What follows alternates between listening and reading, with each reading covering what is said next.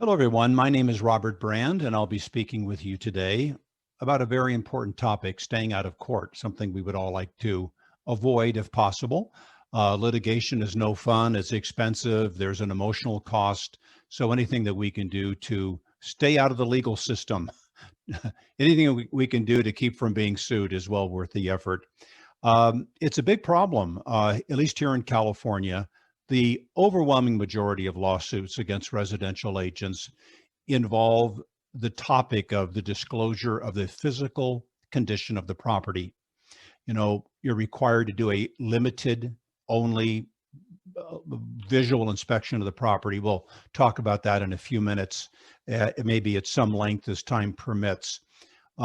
Forms like the transfer disclosure statement, the agent visual disclosure form, or the AVID, of course, are integral to this topic. The AVID is not a statutory form, but most agents do use it, and I will assume in this presentation that those listening do, and because the overwhelming majority, that's the case. A lot of you know who Gov Hutchison is, and he's kind of like the guru of this particular topic. And occasionally a real estate company in Northern California will team the two of us together. I like to say that I'm his warm-up act, and he covers a lot of material. I only talk about a specific aspect of litigation prevention, and that has to do with disclosure of the condition of the home. So let's get going.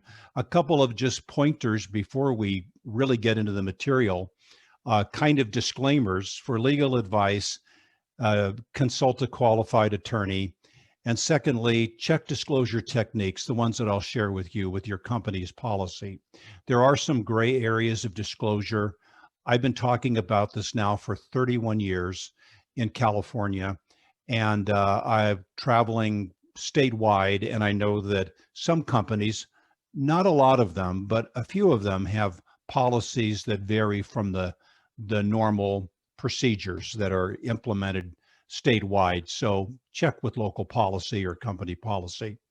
Let's get into the visual inspection, a very important aspect of this. And I'll try to get through this as much material as I can, and also do it as fast as I can, but clearly as well. Excuse me. The agent visual inspection disclosure. This is the last page of the transfer disclosure statement. And it's very familiar wording to us. You'll notice that it says that we're going to be doing a visual inspection. So a question that might arise from this is, does that mean that everything that you're going to be writing down on the AVID form are things that you can actually see, that you can look at? Because it does say visual. The answer to the question is actually no. I think that over the years, and I think the TDS came out in the mid 80s, so it's been out a long time. This expression, visual inspection, which is still on the form as you see it here, has kind of morphed or broadened to mean or include any sensory perception. So we don't have to be able to see something in order to disclose it or to have a concern over it. It's really whether or not you think the buyers may have a concern about it, whether the buyers are going to notice it or not. And if so, will they perhaps think that they have not been provided with sufficient information? So let me just give you two examples again for time's sake here. Let's say you are doing a visual inspection, completing the avid on a 2-story home, and you're upstairs, you're up and down the hallway into the bedrooms and bathrooms looking for cracks or stains or whatever you might see that would be worthy of disclosure. And as you traverse the hallway, you get the impression that the upstairs hallway floor is a little bit uneven, not a lot. You really, before you leave the upstairs area, you look down the hallway and you really cannot see the unevenness, but you have noticed it several times. So it is a sensory perception, we might say, sense of balance. And in my opinion, it should be disclosed. The buyers are going to notice it. Keep in mind that the only buyers who sue are buyers that are caught off guard. You know, if they are aware of a problem, a red flag or a defect, which we'll define in a moment, in advance, clearly the potential for litigation is dramatically less. So we want to let them know what they're getting into in terms of any possible problems in the home. So I don't know, something like maybe upstairs hallway floor appears to have some unevenness or something like that. The other example, you get to the property, you open the front door, let's say you're the only one there, and there's just a very strong odor in the home. You might know that the sellers have dogs, maybe 3 or 4 dogs or 10 cats or something. Or let's say you're in the family room and you're picking up a very distinct kind of like mildew smell, but it's quite pervasive. And you're thinking, whether it's the pets or the mildew, it is so pervasive that when the sellers move out, and if you're representing the buyers move in, some of this is going to linger on and very well might bother them. So there has to be a disclosure. We just have to be careful what we write down.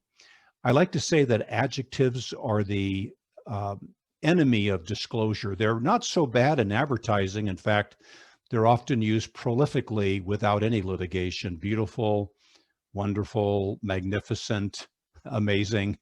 We just don't want to use that kind of verbiage in disclosure. So I wouldn't want to say like there's a mildew odor, because mildew, it's an adjective. It's kind of like musty, and both of those are very much like mold. So I don't want to come near what might be considered diagnosing mold. It's not what I do. I'm a real estate licensee. I'm not an environmental engineer or scientist. So I still would want to make a disclosure. I might mention something like obvious odor noted, apparent odor noted. I'm calling attention to it, but I'm not diagnosing or deciphering what it's from, because I don't have to. It's not required within my standard of care, and I might be wrong. I just want to alert the buyers, whichever side of the transaction I'm on, that I have noticed something that may be of concern as part of my limited visual inspection. So any sensory perception doesn't make any difference which one. As for defects and red flags, those are basically the only 2 things that should be on the AVID form. And when I mention the AVID, whether you're using a hard copy form or it's on your phone or it's on your laptop or whatever, I'm not going to distinguish between the 2. I'll kind of go with the hard copy examples. But besides, obviously, the date and the address and so forth, every disclosure needs to be either a defect or a red flag. We don't really want to have anything other than that on the form. And by way of definition, a defect is something where you really don't have to think too much, like you're looking at a window, a kitchen window, let's say, and the window is cracked. That's your disclosure on the Avid: cracked window, broken window, and you're finished. Nothing about the baseball story or the Frisbee story or any other story, just cracked window and you're done. Another example, this is the red flag category. The red flag category, a little bit different than defect, and there may be more of a temptation for you to kind of figure something out. One of the good things about disclosure is we only point things out. We never figure them out. We have no obligation to. We want to avoid that temptation if we're kind of going in that direction. So looking at the picture that you see on your screen there, let's say that stain was smaller, and you look up and you think, well, it looks like a small water stain. And you know, it very likely could be. But not all ceiling stains come from water. There's a lot of potential reasons why a stain might be present. And I don't need to know what it is, because I'm not figuring anything out. I'm just pointing something out. So instead of writing down something that would be very common, like small water stain noted at ceiling, I want to get rid of the small. That's an adjective. And even water in that sentence is an adjective. So I don't want to use them. They're not going to do me any good, and they're not going to do the client any good, buyer or seller. So I would probably go with stain observed, discoloration observed or noted, and just leave it at that. Don't get into detail. There's lots of challenges in this general topic. For sake of time, I'm just going to mention 2 of them. When you're doing your visual inspection, Let's say you're in the living room and you can't find anything to say. Everything looks great.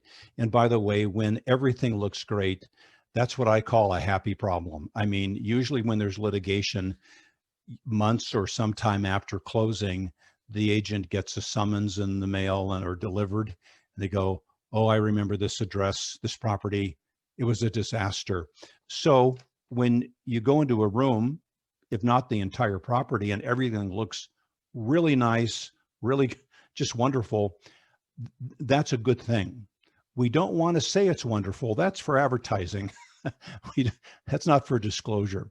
But anyway, I'm thinking, well, I'm in the living room. I want to kind of establish that I'm here. Um, I just don't have anything to say. And then I notice there's a ceiling fan. So they, oh, well, good. I'll mention that. Ceiling fan noted. The problem is a ceiling fan is not a red flag or a defect. It's inventory. So if I mention the ceiling fan, I have now opened up a third category that doesn't belong in the form, and that's the contents of the home or the inventory. And I don't want to do that. So I'll give you a suggestion. Otherwise, what I have to do is mention the inventory in every room of the house. So I have to kind of like write out an addendum of all the stuff that they have and attach that to the avid. So don't want to do that.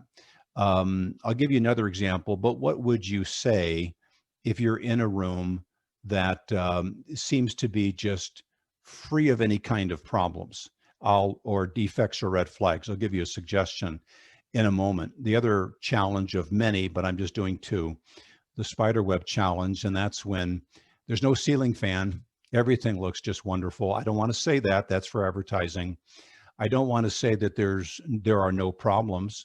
You know, another thing I don't want to do is I don't want to compliment the room. You know, it's very easy to compliment a room on a disclosure form without even meaning to do it. Like you look around, you think, well, and you write down, this room is in fair condition. The word fair can be interpreted as good. Like if there's fair weather coming for the weekend, that means good weather.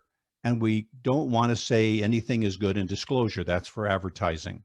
So what some agents do in this spiderweb challenge, whether it's a literal spiderweb or not, is they lower the bar down to the minutia, and they're disclosing that there's like a scuff mark at the baseboard by the door. Nobody cares about it. It's not a material issue. It does not affect the value or desirability of the property, and in my opinion, just does not belong on an avid. So what should you write down? You know, this is where you want to check with company policy. But over the years of speaking with this thousands of times over 3 decades, the best expression I have noted or noticed is nothing noted. A living room, nothing noted. So make sure you check with company policy. But I personally would avoid complimenting the room and also getting so nitpicking that now you've got to disclose every single little tiny thing in the house because you started doing that in one particular room. So check with office policy on that. Wording is important. So look at this sign here. If you read down, it says you matter, don't give up. But if you read across, you don't matter, give up. And of course, very different meanings depending on how something is read. All right, another topic. How do you disclose something that's near a property that you think very likely is going to bother the buyers or in some negative way affect their lifestyle once they've moved in? You know, especially during a hot market, brisk market, buyers are competing against each other. They're kind of rushing through. And the typical scenario here is the buyer has moved in. Let's say you've represented the buyers. And they call you up maybe, I don't know, 3 or 4 weeks, a month or two after they moved in. And they say, you know, we really like the property. We're so glad you helped us get the winning bid and so forth. But we were in such a hurry, we didn't notice that there's a train nearby. There's an airport nearby. We're right next to a freeway or something. And we really wish you would have told us about it. And they might even say, we're even, you know, frankly, talking to an attorney about the topic and whether or not this should have been disclosed. So if there is something that in your opinion as a real estate licensee would affect the value or desirability of the property, and something near the home, it does need to be disclosed. How you disclose it is very, very important. So we want to be very, very careful about that. So let's look at a couple of examples. First of all, just I like to start with this. This is a second floor condo you see in the center there. Buyers are very interested. They've looked at it several times, been out on the balcony, and you've talked about the train. It's pretty hard to miss the train tracks. Trains gone by a few times and all that, or the trolley or whatever. There still needs to be a disclosure. In other words, even if things are just like unbelievably obvious, you still want to disclose them. So want to keep that in mind. Let's go with a golf course, beautiful golf course here, fairway homes, one of your prime areas for clients. Maybe you knock on doors there, you've done several transactions, and now you have been referred not to a seller, but to a buyer. So you have a transaction going or a deal going now. Well, you obviously have to say something about the golf course. The home's right next to it. And again, you might think it's so obvious, nobody has to be told, but we still want to let them know, and we have to carefully let them know. Errant golf balls are going to be a factor here. So that would be one disclosure.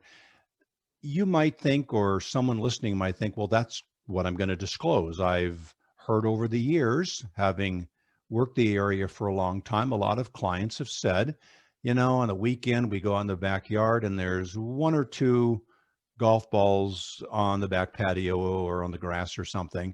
So you think, well, that's maybe an average. That might be something to disclose. So let's take that and just clean that up. So we have one or two golf balls a week hit the house.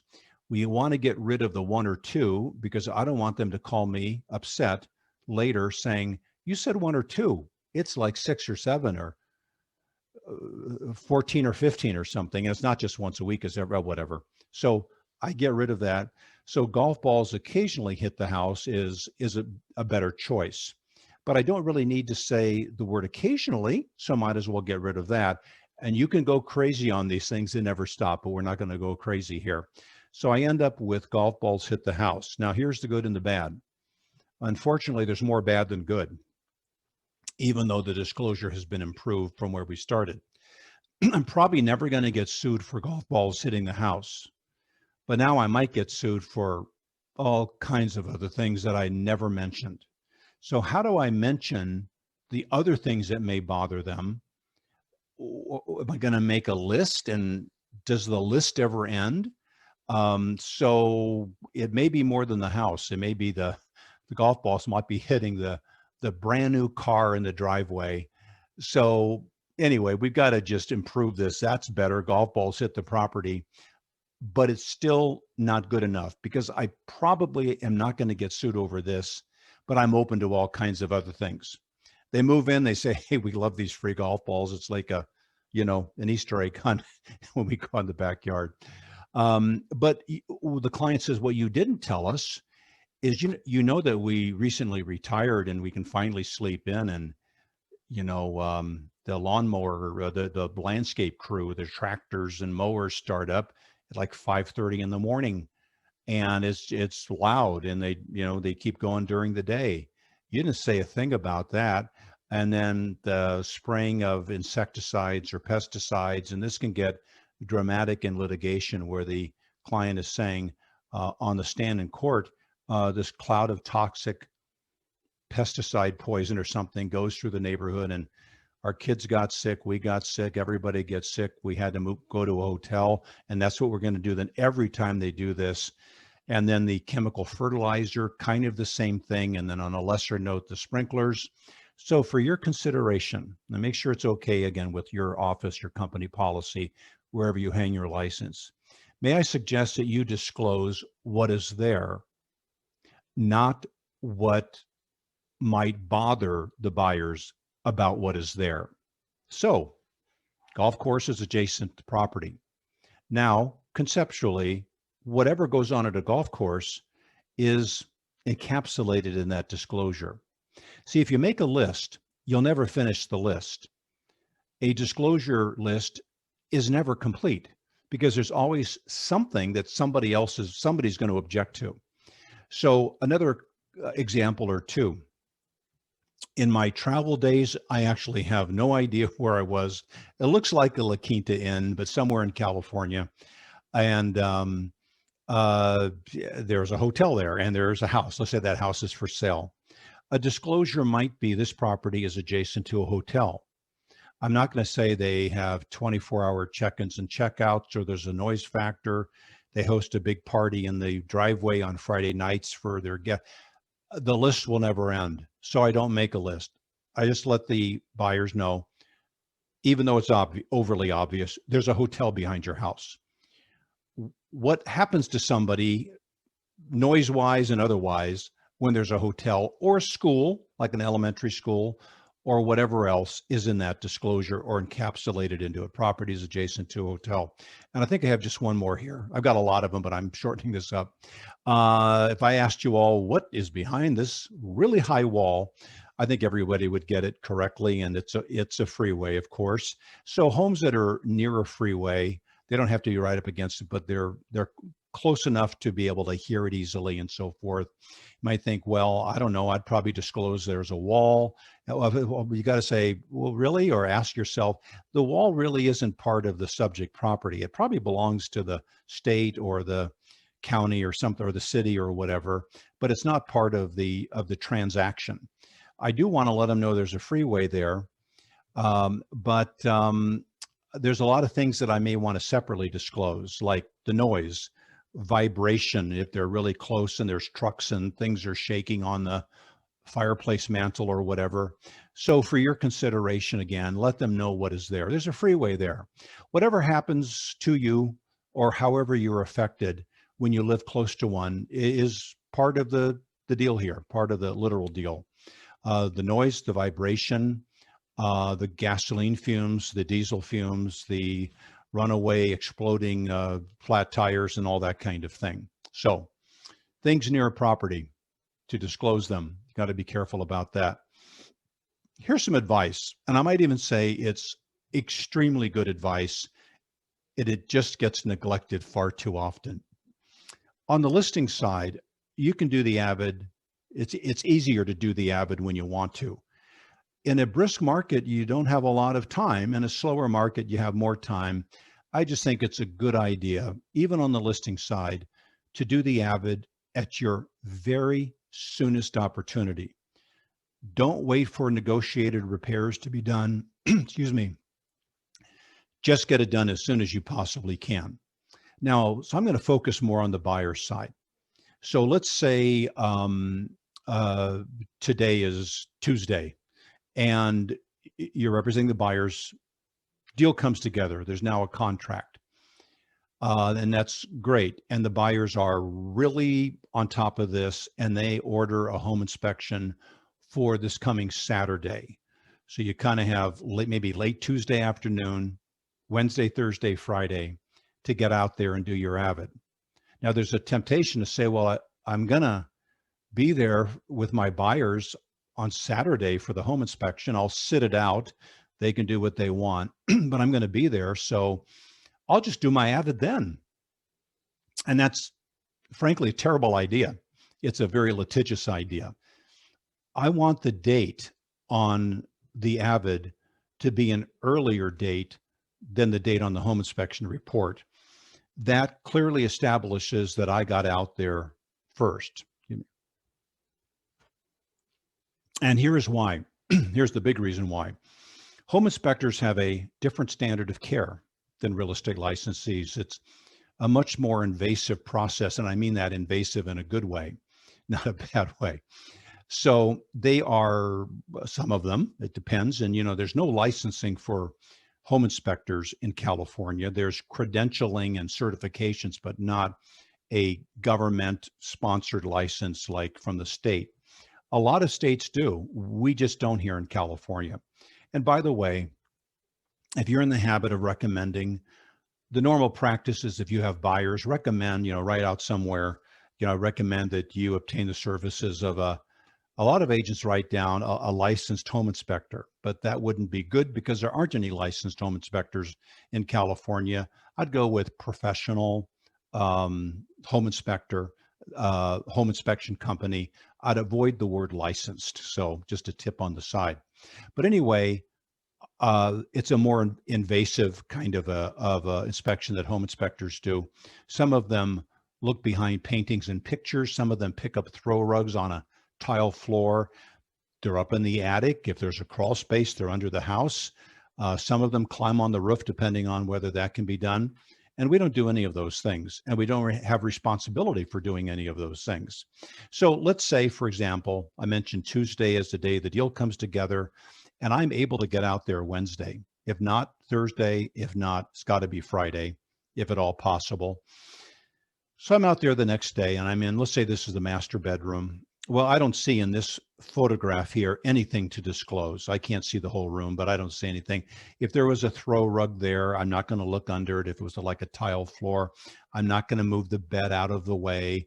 And I'm not going to look behind that flower painting because I don't move things out of the way. But let's say I did, and there was something like that behind it. Well, that doesn't look too good. Definitely a disclosure issue. It might even turn into a litigation issue, but I can't see it because I don't move things. Home inspectors do, most of them, but I don't. But the home inspector's not there. I'm there by myself. So I have no disclosure, and I have completed after this or in the other rooms, I've completed the avid, dated it, and yeah, I'm done. A few days later, the home inspection is going to take place. I want to be there with my buyers. If there's any way to get your buyers there, get them there. Buyers that attend home inspections rarely litigate. That's important to know. So you want to get them there. You want to sit it out and so forth. Let the home inspector do his thing. Let the buyers do whatever they want.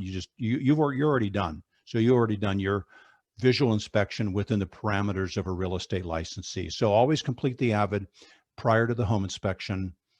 Never delay the visual inspection because of upcoming repairs that have been negotiated. That's a whole other topic. If usually when repairs are done, and I've already done the avid, let's say, nothing really changes in the content of the avid.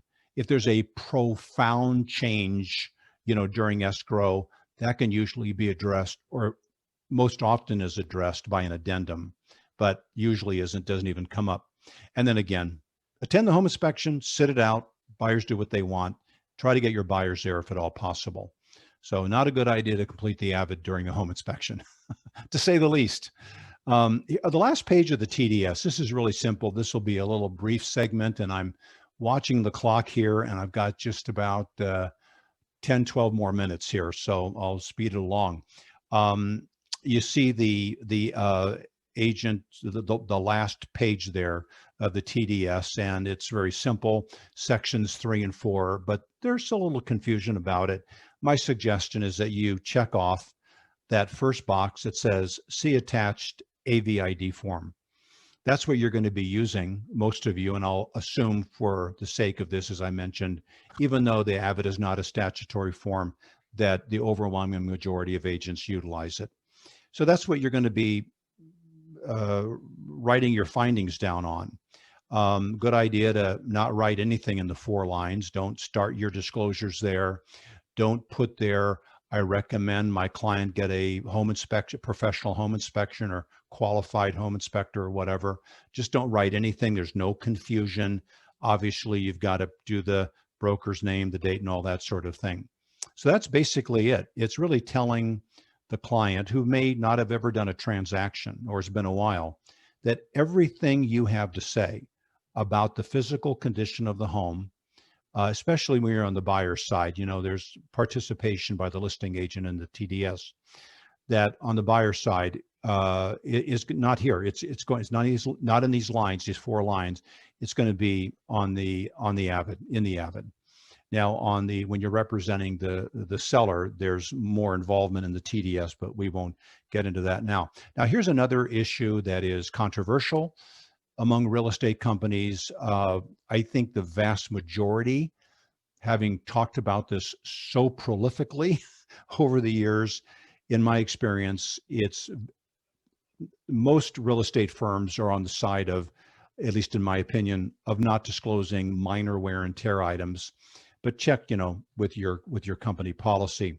So wear and tear items are like these, scuff mark at the baseboard, generally speaking, or what do I have here? Peeling wallpaper, whatever, dirty carpet, just the house needs to be cleaned or whatever.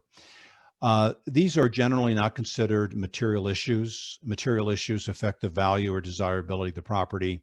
If there's, that these kind of the carpet's dirty and there's some scuff marks or whatever, it's not going to like lower the price of the home, just that alone. So usually these kinds of things are not disclosed. So that's just my suggestion for your consideration. Because once you start disclosing the minutia, the wear and tear stuff, you started a precedent, and perhaps you now need to disclose all of them, but you'll never catch all of them. And also it's going to fill up the Avid with all kinds of information that really doesn't make a difference to the buyers. There's just way too much in the form. I like to use this example. If depending on your age, you may remember trying to find a character here. Waldo, where's Waldo? He's a guy that's wearing a red and white striped shirt, and I think hat too. Well, it's kind of hard to find him here. Now it's really easy. You can see him there kind of in the center of the picture. And now going back to our previous photo, it's easy to identify him. So Waldo will represent the meaningful disclosures that buyers really need to know about. They need to know before they move in, before the transaction closes. They know that these issues are there. They're expecting them. They're not going to hopefully complain about them. And everybody else represents the trivial disclosures that muck up, cloud up the meaningful ones because they're just too hard to find, because there's just way too much information in that Avid, and there's addendums and so forth. So something to think about. Pack rat room. Okay, let's say you're doing your visual inspection and you're going room to room, and it's like, oh my, you look in here and you think, there's just an awful lot of stuff blocking my view. If you watch the home inspectors and the termite guys, you can set your watch by how quickly they will disclaim a room like this. It's often the garage, because people tend to put a bunch of stuff in the garage. But anyway, they disclaim it because it's not fair to them, not fair to you. If there's something wrong with the room, you probably aren't going to be able to see it. Eventually, all of that stuff is going to be removed. Maybe the carpet's going to be removed, and maybe the room actually looks like this. And I don't want to be responsible for this, because I can't. When I was there, and people will forget, was the room empty? Was it full? I want to have a record that there's just too many things in the way. And so it's good to have, it could be a kitchen here, although I've seen a lot worse than that. So some wording, come up with something on your own, whatever, but I like something like this: extensive personal belongings, preventative visual inspection of the kitchen, the garage, a particular room. That way there's a record that when you were there were so many things in the way that you really couldn't do even a limited visual inspection that a real estate agent does, a real estate licensee. You couldn't do it justice. Now, for example, these are stock photos. It's the same room. This is the before on the left, after on the right. So you're there when it's like on the left, and there's a lot of it's just too much stuff there. So you want to have a disclaimer that you really couldn't get a good look at the family room, because maybe, it's going to get cleaned up and maybe look like it is on the right, especially when the buyers move in. And maybe that floor is a little bit off kilter. You really can't see it. You can't, when you're trying to work your way through the room on the left, as it is on the left, you can't feel it, whatever. It's not fair to you to be held responsible for it. So you want to have a record. Now I have it here very big. You're not going to write it that way. But for other room, you would cross out family room and then cross out other room, put in family room, and something like this to protect yourself. Now they can call you back to take a look at it once it's been cleaned out. Usually that doesn't happen. So that's a standing record that you really don't want to be responsible for what you could not see. Sweet smelling house. This might be my last topic. I'll try to get through it quickly and then get through one more if I have time. So you're doing your visual inspection. Let's say you're representing, um, let's say you're representing the buyers, okay, in this example, and they just have, the sellers have got a ton of plug-in air fresheners or scented candles. And it's a day because of the weather, hot or cold, the windows would often be shut and the heater on or the air conditioning system on or whatever, but they're open and they've got every ceiling fan on high speed. And maybe the sellers might even be home baking pies or something. And when agents bring this up to me, I say, what's your concern? And they say, well, it's too fragrant in here. It's like a garden at best. And I say, okay, and then what? And they say, well, I think maybe they're hiding something they're covering something up. So the real root question here is, are you responsible for trying to figure out whether a seller is hiding something? Is that part of your standard of care? If so, you've got to change the focus of your visual inspection. You got to start looking for trap doors and secret passageways. And we don't do any of that. It's just not part of our job. It's like if they painted the family room since the last time you were there, and they didn't paint any other room, you think, well, why are they painting this room? Unless there's something that just, is really obvious. Painting is generally considered to be a good thing. If you painted your house and you told a neighbor, they'd probably say, great. They would say, oh, that's terrible. But so being suspicious, unless there's something really overt, that's different. But in these examples I'm giving, we're not talking about anything overt. So which do you think is better here? Real estate licensees conduct a limited visual inspection of the subject property while trying to find anything the seller is hiding? And the answer, of course, to that is no. If they want to hide something, they can even buy products to hide things. And it's just not our job to try to figure that out. So it's the stuff underlined, absolutely not. It's just limited visual inspection of the subject property, no special disclosure. Okay, let me just really quickly see what else I have. I can do this in just a couple of minutes. Let me get down to investor clients, and then I'll wrap this up. If you have investor clients, remember, and maybe that's your primary book of business, keep in mind that they often don't live in the house. So they're the seller, and they're not exempt. It's not like great grandpa died and I'm a trustee and now I'm exempt from, there's no exemption. They're a regular seller. They may have 8 properties going or something that they're flipping, but they usually don't live in the house. So that block of information, of disclosure information that would usually go to a buyer, is missing because they've never occupied the home. So it kind of puts us at a little bit more risk, and they can end up in court pretty easily. Buyers move in and they go to court, and then the judge gets, let's call this person Mr. Investor Client on the stand, and says buyers have moved in and they have flooring problems and roof issues and mold issues and so forth.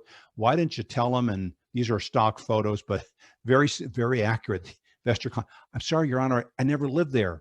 And since this is probably going to be in California, don't be surprised if the judge says, I don't care if you live there or not. People just paid a lot of money for this house. You're the seller. You're not exempt. You should have told them. And there's a really easy way out of this for an investor client to do a responsible job of disclosure. There's a way to do it.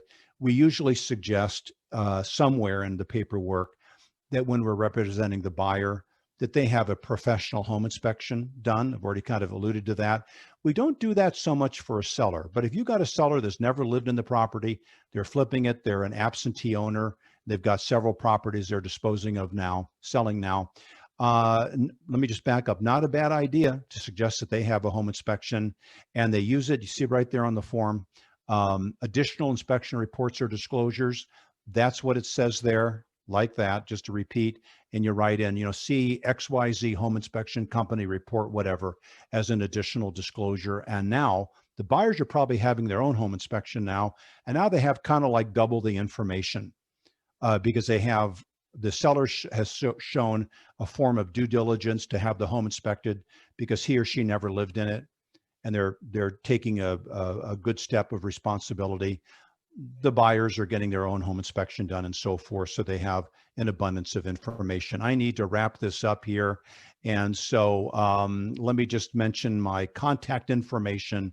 If you need to reach me, Robert Brand, disclosure.info@aol.com. I think I'm the last remaining member of AOL. If you forget my name and you want to talk to me, I don't charge for advice over the phone or email advice or whatever.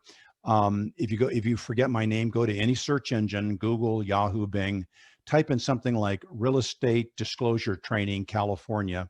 The first entry will always be CAR, and I will be the second entry on the search engines. And thank you for listening to this part of the NHD Academy. Hope to see you out there when we get back to traveling.